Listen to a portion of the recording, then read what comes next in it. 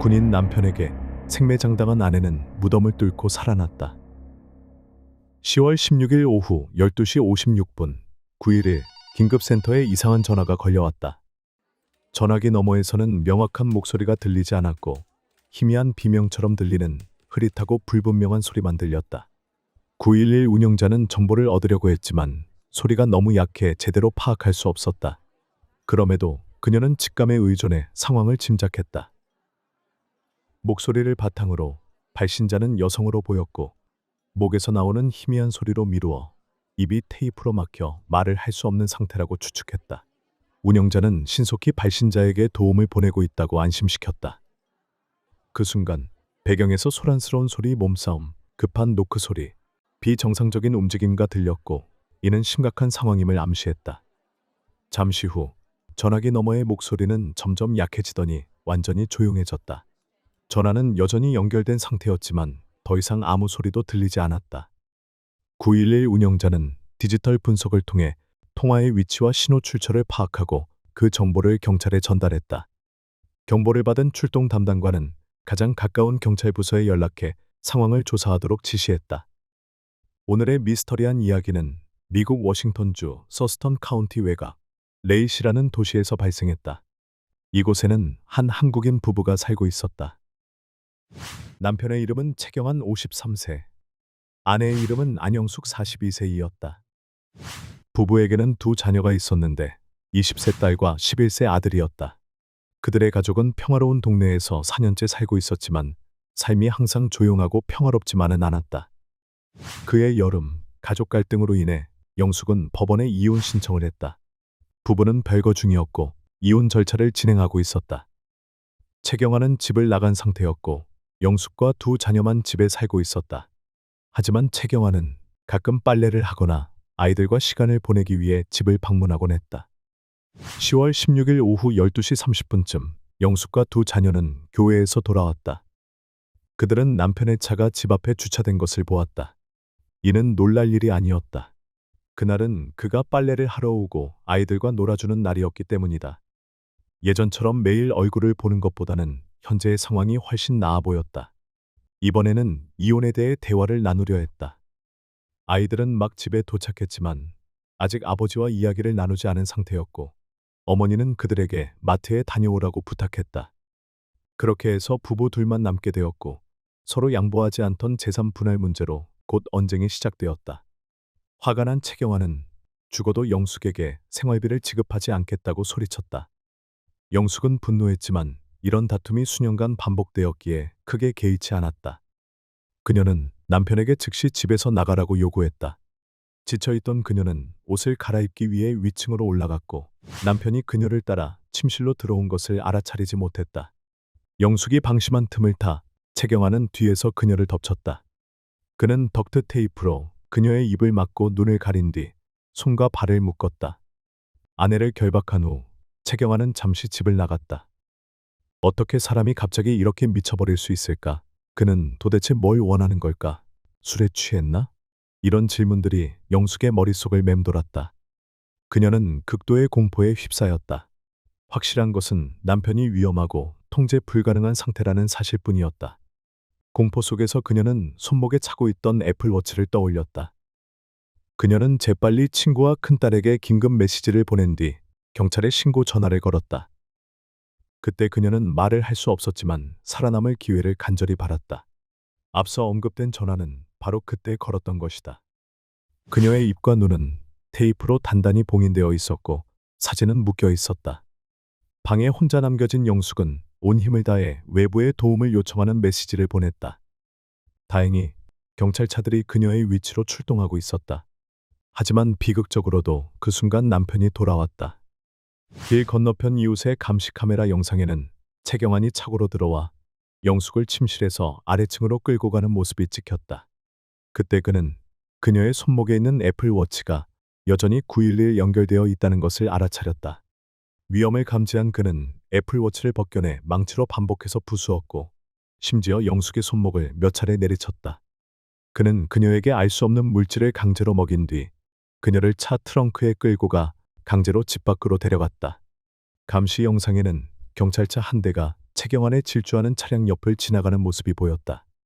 불행히도 그 경찰들은 긴급 임무를 수행 중이었기 때문에 주거 지역에서 속도를 내고 있는 차량을 조사하지 않았다.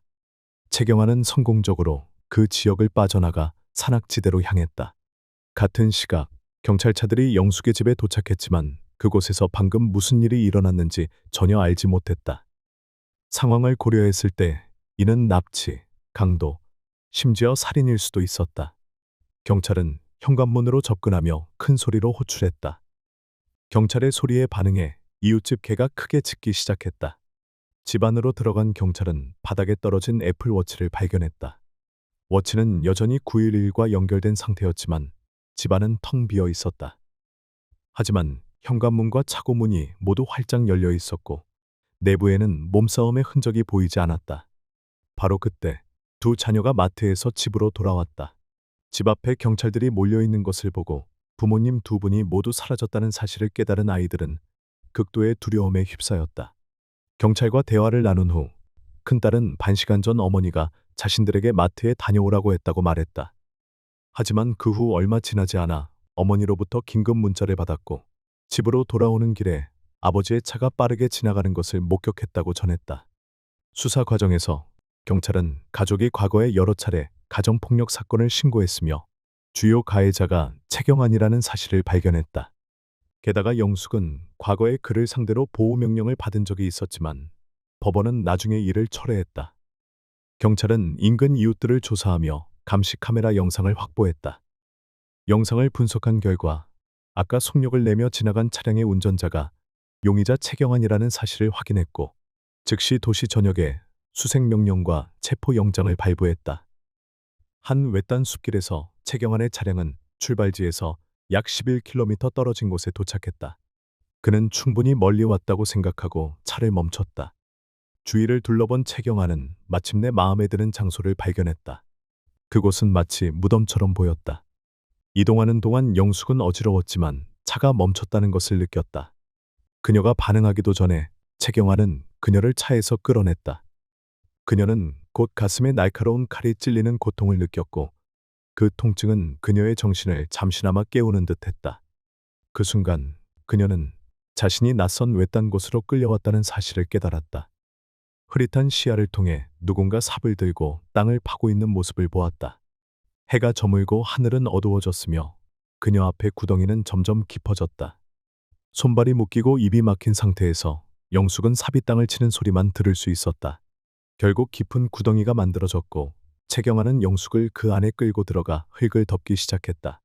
그는 그녀에게 강제로 약물을 먹이고 가슴에 상처를 입혔기 때문에 그녀가 도망갈 힘이 없을 것이라고 생각한 듯했다. 게다가 흙 속에 묻히면 숨을 쉬고 있다 해도 결국 질식해 죽을 것이라 믿었다. 하지만 그때도 영숙은 의식이 있는 상태였다. 그녀는 손발이 단단히 묶여 있어 도망칠 수 없음을 깨달았다. 그녀는 흙이 몸과 얼굴 위로 덮이는 것을 느끼며 코에 흙이 들어가지 않도록 머리를 살짝 옆으로 돌렸다. 다행히도 최경환은 이 작은 움직임을 눈치채지 못했다. 잠시 후 삽질 소리가 멈췄다. 영숙은 흙이 몸을 누르는 압력을 명확하게 느꼈다. 그 후 그녀는 최경환이 흙 위를 여러 번 발로 밟는 느낌을 받았다. 갑자기 더 무거운 것이 흙 위에 떨어졌는데 그것은 그녀를 짓누르기 위해 남편이 준비한 나무 기둥이었다. 일을 마친 최경환은 차로 돌아가 영숙을 흙 속에 남겨두고 떠났다. 그녀는 흙 속의 한정된 공기로 가까스로 숨을 이어갔다. 차의 시동 소리를 들으며 그녀는 몸을 움직이기 시작했다. 먼저 손에 묶인 덕트 테이프를 풀기 위해 필사적으로 몸부림쳤고 그 후 눈과 입, 발목에 묶인 테이프를 제거했다. 이 과정은 1시간이나 걸렸다. 가슴의 통증은 점점 더 심해졌지만 그녀는 이를 무시했다. 천천히 그녀는 흙을 뚫고 위로 올라가기 시작했다. 마침내 머리가 흙 밖으로 나왔을 때 그녀는 남편의 차가 멀지 않은 곳에 주차된 것을 보았다. 차창은 김이 서려 있었고 불빛이 켜져 있어 어두운 주변에서 유일한 빛이 되어 주었다. 남편이 자신을 발견할까 두려워 그녀는 잠시 움직이지 않고 가만히 있었다. 시간이 지나면서 그녀는 가슴의 상처로 더 이상 고통을 견딜 수 없었고 온 힘을 다해 나무 기둥을 밀어내고 구덩이 밖으로 기어 나왔다. 그녀는 차와 반대 방향으로 달아나기 시작했다. 약 20에서 30분 후 영숙은 한 집을 발견했고 그때가 새벽 12시 52분이었다. 그녀는 망설임 없이 문을 두드리고 들어가 집주인에게 자신이 겪은 모든 일을 이야기했다. 흙과 먼지로 뒤덮인 상태였지만 집주인은 그녀를 따뜻하게 맞이했고 즉시 경찰에 신고했다. 경찰이 도착할 때까지 영숙은 두려움에 집 뒤편 창고에 숨어 있었다. 경찰이 도착한 것을 확인한 후에야 그녀는 나와 도움을 간청했다. 그녀는 남편이 자신을 죽이려고 했으며 그가 아직 근처 숲에 있을 것이라고 경찰에게 말했다. 그녀의 몸에 묻은 흙과 멍자국 그리고 남아있던 덕트 테이프의 흔적을 본 경찰은 그녀의 이야기를 믿었다. 경찰은 그녀의 상처를 간단히 소독하고 병원으로 긴급 이송했다. 다음 날 아침인 10월 17일 오전 7시 38분경 한 행인이 스테드먼 로드 근처에서 수상한 파란색 다찌 차량을 발견하고 경찰에 신고했다. 서스턴 카운티와 레이시 경찰은 신속하게 출동했고 44분 후 용의자 최경환은 체포되어 구금되었다. 그의 신체적 및 정신적 상태를 평가한 결과 정상으로 판명되어 그는 3가지 혐의 살인 미수, 납치, 1급 폭행을 받게 되었다. 2022년 10월 18일 최경환은 재판을 기다리기 위해 서스턴 카운티 교도소로 이송되었다. 같은 날 경찰은 스테드먼 로드 근처에서 영숙이 묻혀있던 무덤을 발견했다. 그곳은 길이 약 65m, 너비 80cm, 깊이 48cm였다. 무덤 안에서는 덕트 테이프 조각, 핏자국, 머리카락, 부서진 시계의 일부가 발견되었다. 검찰은 최경환을 1급 살인 미수, 가정폭력, 납치, 폭행 및 1급 협박 혐의로 기소했다. 부검사는 보석을 허가하지 말아달라고 요청했다. 영숙은 자신의 변호사를 선임하고 보석이 허용되지 않기를 간청했다. 그녀는 그가 풀려나면 반드시 자신을 죽이러 돌아올 것이라고 믿었기 때문이다. 최경환의 변호인은 예방 조치로 보석금을 2억 원으로 설정할 수 있다고 주장했다.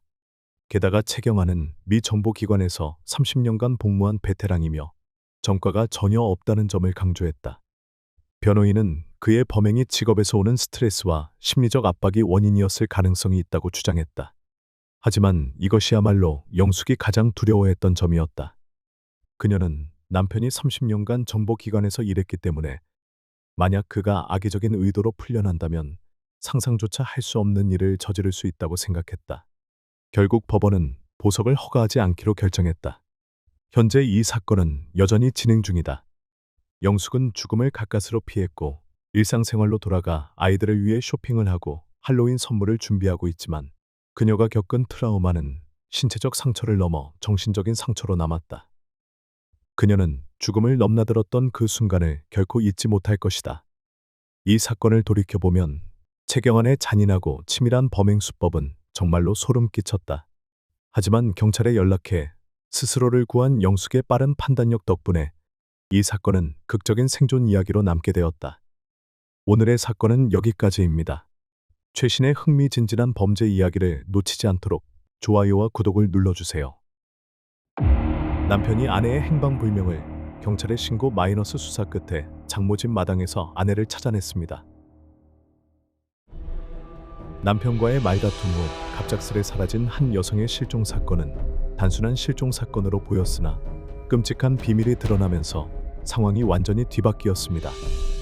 경찰과 가족의 끊임없는 노력에도 불구하고 모든 단서가 끊기며 사건은 교착 상태에 빠진 듯 보였습니다. 그러던 중 그녀의 시신이 가장 예상치 못한 장소, 바로 시어머니의 집에서 발견되었습니다. 겉보기엔 화목해 보였던 이 가족의 이면에는 조사관들을 충격에 빠뜨린 끔찍한 음모가 숨어 있었습니다. 이 모자는 무엇을 숨기고 있었을까요? 과연 무슨 일이 있었던 것일까요? 단서를 추적하며 이 섬뜩한 사건의 진실을 밝혀보세요. 이 이야기의 중심 인물은 1988년생 야타니 마이코입니다. 그녀는 외향적이고 지적인 여성이었습니다. 2010년 도쿄 여자대학교를 졸업한 마이코는 당시 22세로 카시와시에 위치한 치바 산업은행에서 근무를 시작했습니다. 은행에서 일하던 중 그녀는 6살 연상의 야타니 타카히토라는 남성을 만나게 됩니다. 함께 지내는 동안 타카히토는 그녀를 세심하게 돌보며 두 사람의 관계는 점점 사랑으로 발전했습니다.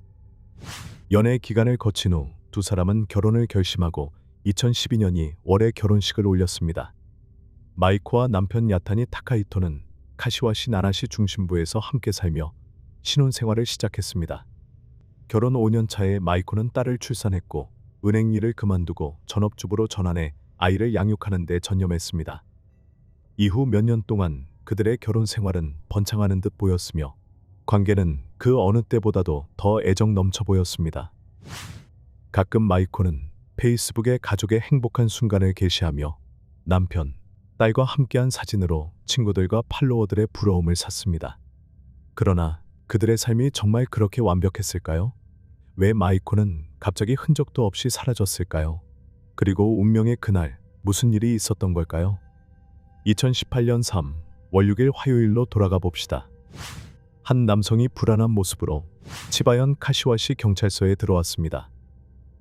이 남성은 현지 은행 직원으로 일하는 36세의 야타니 타카히토로 아내 마이코가 이틀째 실종되었다고 보고했습니다.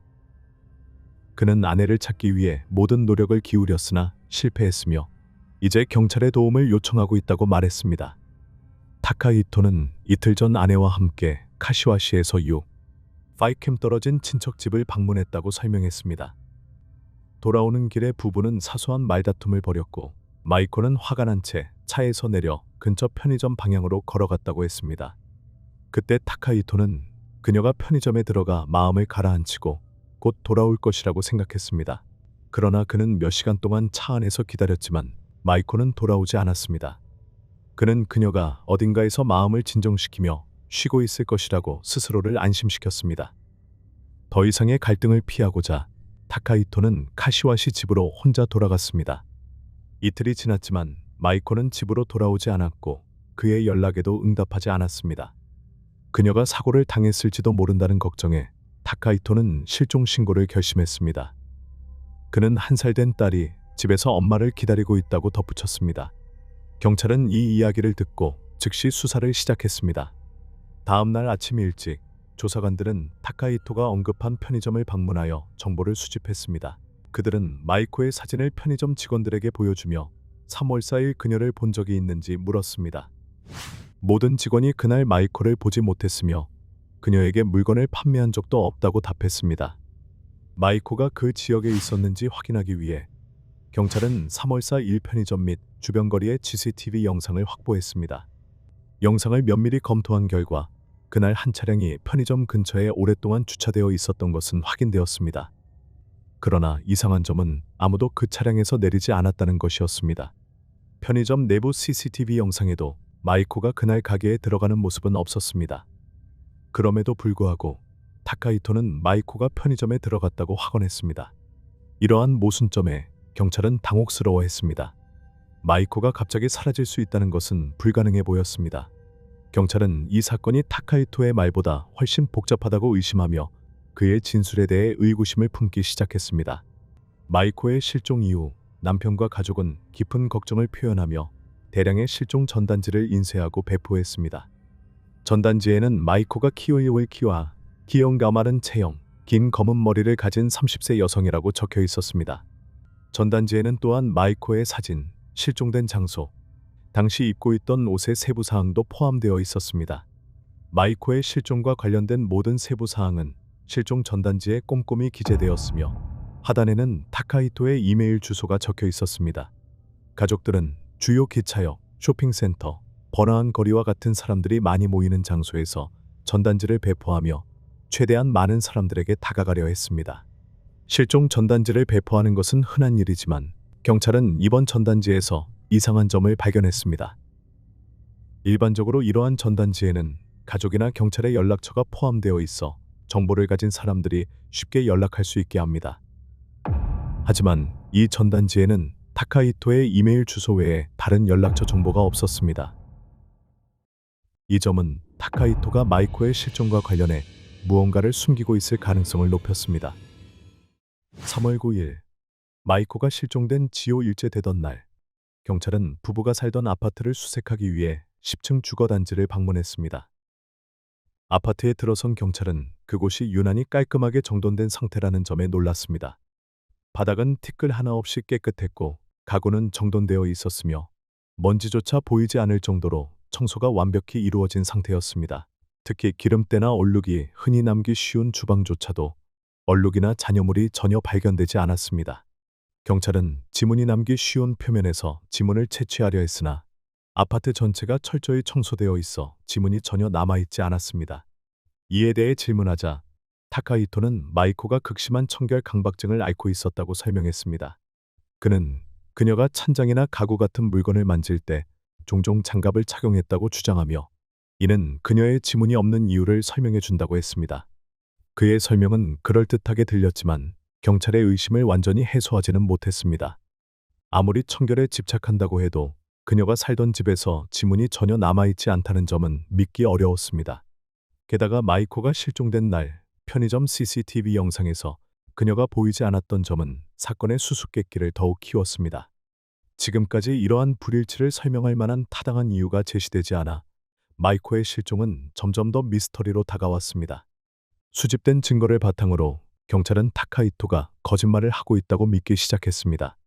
3월 12일 마이코가 실종된 18일째 되던 날 경찰은 타카히토가 사건에 연루되어 있다고 확신했습니다. 경찰은 그의 구속을 결정하고 마이코의 행방에 대해 더 많은 정보를 얻기 위해 신문을 진행했습니다.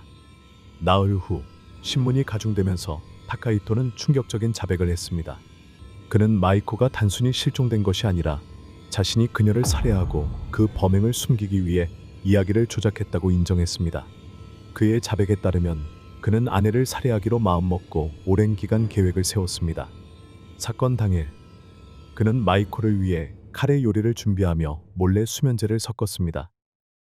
카레의 강한 향은 약물의 냄새를 완벽히 가려 마이코가 전혀 의심하지 않았습니다. 식사를 마친 마이코는 타카히토와 함께 드라이브를 하겠다고 동의했습니다. 그날 아침 그녀는 1살 된 딸을 부모님 댁에 맡겨둔 상태였습니다. 운전 중 마이코는 졸음을 느끼기 시작했고 결국 차 안에서 잠들었습니다. 이는 수면제가 효과를 발휘했기 때문이었습니다. 오후 3시경 타카히토는 외딴 지역으로 차를 몰았습니다. 아무도 없는 곳에 도착한 그는 미리 준비한 밧줄을 꺼내 마이코의 목을 졸라 살해했습니다. 살인을 저지른 후 그는 이바라키현 토리데시에 있는 부모님의 집으로 차를 몰고 갔습니다. 이 집은 부부의 집에서 약 12km 떨어진 곳에 위치해 있었습니다.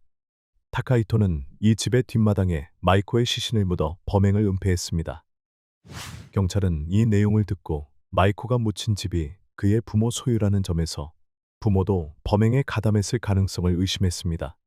타카히토가 이런 일을 저질렀다면 상당한 소란이 있었을 텐데 부모가 이를 몰랐다는 것은 가능성이 낮다고 판단했습니다. 그러나 타카히토는 자신이 단독으로 범행을 저질렀다고 주장했습니다. 그는 부모님이 집에 없을 때 시신을 묻었으며 부모는 이 사실을 전혀 알지 못했다고 말했습니다. 그의 주장에 따르면 부모가 부재 중일 때 범행이 이루어졌으며 그들은 살인에 대해 전혀 알지 못했다고 했습니다. 타카히토는 공식적으로 체포되어 재판을 기다리고 있습니다. 비록 타카히토가 살인을 자백했지만 그의 진술에는 여전히 의문스러운 점이 많아 조사관들은 그의 이야기에 회의적입니다. 특히 그가 단독으로 범행을 저질렀는지 아니면 공범이 있었는지는 아직 해결되지 않은 중요한 의문으로 남아 있습니다. 사건의 전모를 완전히 밝히기 위해 경찰은 이 질문에 대한 답을 찾기 위해 수사를 계속하고 있습니다. 조사 결과 타카히토의 아버지 자탄이 카즈로는 평일에는 집 밖에서 일하는 경우가 많아 집에 없었을 가능성이 높았습니다. 한편 그의 어머니 자탄이 아이미는 암투병으로 은둔 생활을 하고 있었으며 집을 거의 떠나지 않았던 것으로 밝혀졌습니다. 타카히토의 부모 외에도 그의 90세 할머니가 이 집에서 함께 살고 있었습니다. 그녀는 고령으로 인해 집을 거의 떠나지 않았습니다. 타카히토의 주장대로 그가 혼자 범행을 저질렀다면 상당한 체력과 시간이 필요했을 것이며 아마 소음도 발생했을 것입니다. 이는 그의 가족들이 무슨 일이 벌어졌는지 전혀 알지 못했을 가능성을 낮게 만들었습니다. 경찰 신문 중 타카히토의 어머니 아이미는 아들이 술에 취해 실수로 마이코를 죽였다고 고백하며 집으로 돌아와 그 사실을 자신에게 털어놓았다고 말했습니다. 아들을 돕기 위해 아이미는 마이코의 시신을 뒷마당에 묻는데 협조했다고 밝혔습니다. 통신 기록을 검토한 경찰은 타카히토와 그의 어머니가 라인앱을 통해 주고받은 메시지를 발견했습니다. 메시지에는 수면제 준비와 관 제작에 대한 논의가 포함되어 있었습니다. 이 증거에 직면한 아이미는 더 이상 비밀을 지킬 수 없었고 아들과 함께 살인을 계획했다고 인정했습니다. 그녀는 마이코가 2017년 딸을 출산한 이후 심각한 강박장애 OCD를 앓게 되었다고 설명했습니다. 이 장애는 이미 청소하거나 씻은 물건을 다시 닦고 손을 반복적으로 씻는 행동으로 나타났습니다. 자신도 이러한 행동이 불필요하다는 것을 알면서도 마이코는 손을 계속 씻었으며 때로는 이 행위를 장시간 멈추지 못했습니다. 강박 증세가 심화되면서 마이코는 타카히토에게도 엄격한 청결 규칙을 강요했습니다. 이를테면 집안에서 신발을 신지 못하게 하거나 가구를 만질 때 일회용 장갑을 착용하도록 했으며 외출 시 전통 의복으로 갈아입고 돌아오자마자 즉시 이를 벗어야 했습니다. 가방과 휴대전화 같은 개인 물품은 집안에서 밀봉된 비닐봉지에 보관하고 열지 못하게 했습니다. 타카히토가 이러한 규칙을 따르지 않을 경우 마이코는 집 전체를 청소하도록 벌을 주었습니다. 시간이 지나며 이러한 강압적인 생활 방식은 타카히토에게 감당할 수 없는 고통으로 다가왔습니다. 그는 매일 직장에서 엄청난 스트레스를 받고 집에 돌아와서는 아내의 지속적인 요구와 스트레스로 고통받으며 결혼 생활에 갇힌 듯한 절망감을 느꼈습니다. 2017년 5월, 타카히토는 마이코를 정신과 병원에 데려가 그녀의 강박장애 치료를 받게 하고자 했습니다. 의사들은 마이코에게 강박장애 진단을 내리고 약물을 처방했으며 초기에는 그녀의 상태가 호전되는 모습을 보였습니다. 그러나 2017년 10월이 되자 마이코의 정신 상태는 다시 악화되었고 그녀는 점점 조급하고 신경질적인 모습을 보였습니다. 그녀는 모유 수유 중 딸에게 소리를 지르며 빨리 먹으라고 다그치곤 했습니다. 타카히토가 직장에 있을 때 마이코는 자주 그에게 전화를 걸어 딸을 보고 있자니 답답하다. 당장 집에 와라. 라고 말했습니다. 그녀는 내가 돌아오지 않으면 내가 아이에게 무슨 짓을 할지 나도 모르겠다. 고 덧붙였고 이런 말에 놀란 타카히토는 종종 일을 중단하고 급히 집으로 돌아가야 했습니다. 이러한 사건들로 인해 그는 직장에서 휴가를 자주 내야 했으며 마이코가 아이에게 해를 끼칠까봐 끊임없는 두려움 속에 살았습니다. 그는 마이코를 다시 병원에 데려가 치료를 받게 하고자 했지만 마이코는 이를 거부했고 그녀의 상태는 점점 악화되었습니다. 직장과 가정에서의 압박이 심해지며 타카히토는 점점 더 불합리하고 빈번하게 화를 내기 시작했습니다. 그의 정신 건강도 악화되어 의학적 검사 결과 우울증 진단을 받았습니다. 이 진단은 그의 절망감을 더욱 깊게 만들었습니다. 더 이상 견딜 수 없는 상황에서 그는 아내를 영원히 없애고 싶다는 위험한 생각을 품게 되었습니다. 이 어두운 생각에 사로잡힌 타카히토는 자신의 의도를 어머니에게 털어놓았습니다. 처음에 아이미는 충격을 받고 아들을 설득하며 이와 같은 무모하고 잔혹한 계획을 말렸습니다. 그녀는 어떤 상황에서도 그런 행동은 절대 용납될 수 없다고 믿었습니다. 그러나 아들에 대한 사랑에서였는지 아니면 암 말기로 인해 시간이 얼마 남지 않았다는 생각에서였는지 아이미는 결국 아들을 돕기로 결심했습니다. 이는 어쩌면 그녀가 아들을 위해 할 수 있는 마지막 행동이었을지도 모릅니다. 2018년 3월의 일 오후, 살인 이틀 전, 아이미는 아들에게 그의 아버지가 일을 하러 나가 집에 없다고 알리며 뒷마당에 구덩이를 파기에 적절한 시기라고 말했습니다. 전화를 받은 타카히토는 즉시 집으로 돌아왔습니다. 어머니와 함께 그들은 미리 구덩이를 파고 이를 다양한 물건들로 위장했습니다. 이틀 후 마이코를 살해한 타카히토는 그녀의 시신을 집으로 가져와 계획대로 뒷마당에 묻었습니다. 3월 6일, 타카히토는 경찰에 아내 마이코가 실종되었다고 신고하며 허위 이야기를 꾸몄습니다. 그는 또한 대량의 실종 전단지를 인쇄했습니다. 실종된 사랑하는 가족을 진심으로 찾고 있는 것처럼 보이기 위해 타카히토와 그의 어머니는 길 가는 사람들에게 적극적으로 전단지를 배포하며 가족이 마이코를 간절히 찾고 있는 것처럼 보이게 했습니다. 그러나 실제로 마이코의 시신은 그들의 집 뒷마당에 묻혀 있었습니다. 많은 지인들은 마이코가 딸을 낳은 후 일을 그만두고 가정에 전념하며 가족을 돌보는 데 몰두했다고 회상했습니다. 그러나 그녀가 사직서를 제출한 순간부터 가족 내에서 그녀의 목소리는 사라진 것처럼 보였습니다. 집안의 모든 책임, 요리부터 육아까지 모두 마이코에게 전가되었고, 타카히토는 어머니의 뜻에 따르며 마이코를 굴욕적이고 힘든 삶으로 몰아넣었습니다.